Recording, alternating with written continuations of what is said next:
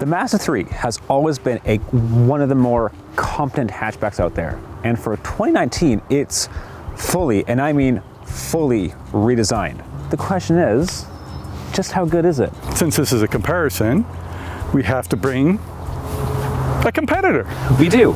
And we have the 2019 Elantra GT Inline. Definitely performance oriented versus something that is very much almost luxurious. I would say so, especially after the 2019 redesign, but the Mazda 3 is still pretty darn fun for a compact hatchback. And the pricing isn't that off. $27,199 versus, as equipped, $28,600. Pretty close. Pretty close. So what say we hop into one of these and find out which one is the more competent hatch? Well, old dude, here we find ourselves in the 2019 Hyundai Elantra GT Inline. 201 horsepower from a 1.6 liter. And that 1.6 is hooked up to a 6-speed manual.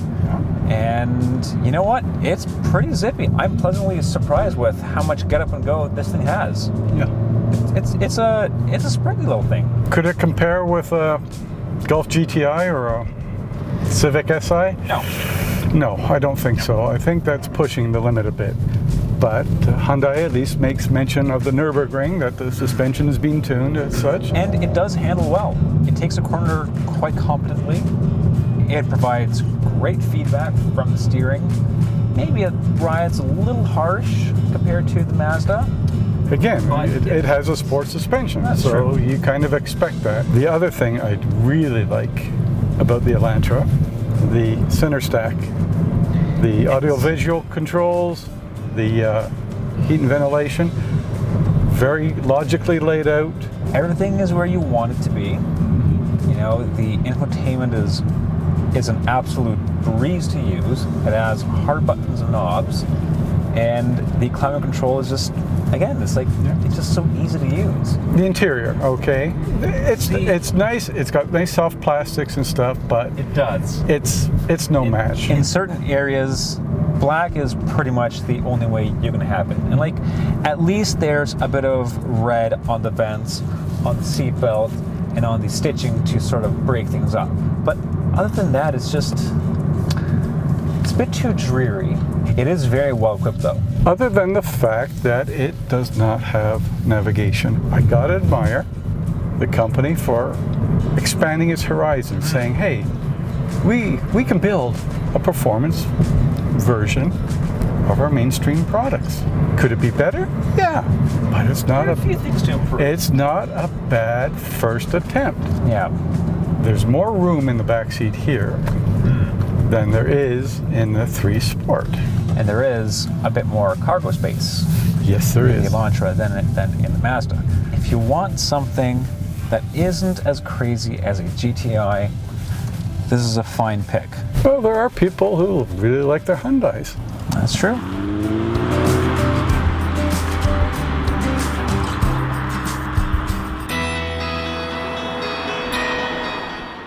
So here we are, Mazda 3 Sport GT. Here we are indeed. This is, how much did you say this car cost? As equipped, $28,600. Get out. Get out. This does not feel like a $28,000 car. Oh, it feels like a $35,000 car. Perhaps even more. Perhaps even more. That 2.5 liter engine, 186 horsepower, is so smooth, so linear in its power delivery. I mean, you really don't need a whole lot more. Let's just look at the Corolla hatchback, the Impreza, the regular Elantra GT. It's probably a couple other models too. This thing has more power than any of them, and it's smooth. It is. That's the biggest edge the Mazda 3 hatch has over the Elantra GT. It might be down about 15 horsepower, and it isn't turbocharged, but It has displacement. It does, and it's a smooth engine. It's smooth as hell. You know, on first blush, 186 horsepower and 186 torque doesn't seem like much, but the Mazda 3 makes the most of it. Neither car is going to be comfortable for taller passengers. They are compacts after all. That said, the 3 Sport is a little bit longer, has a little bit better legroom. Even though the Mazda is technically down on cargo space, just a little bit, you won't miss that extra cargo space. Some of the controls for the HVAC system, they're a little awkwardly placed. The Mazda does have a bit of a learning curve at first. It's a lot better than Mazda's previous infotainment system. What most people will like is the quality in here. Everything is soft to the touch. Look how squishy the armrest is. It seems like Mazda certainly paid a lot more attention in terms of little details in this car. And it comes with adaptive cruise control, blind spot monitoring. Now all I need to do is swap in that 2.5 liter turbo 4. That would be nice. Yeah. Mazda 3 might not be the perfect hatchback out there. I think it's the best hatchback out there. Guess we gotta step out and fight it out. This was not a total blowout. Not really, no. All in all, the Mazda 3 is the better all-around vehicle, which is not to say the Elantra inline is a dog by no stretch. No, it's actually very sporty looking. It's also a bit peppier than the Mazda 3, but that just boils down to its 1.6 liter turbo 4. I mean, at the end of the day, there's a bit more power under the hood of the Elantra than the Mazda.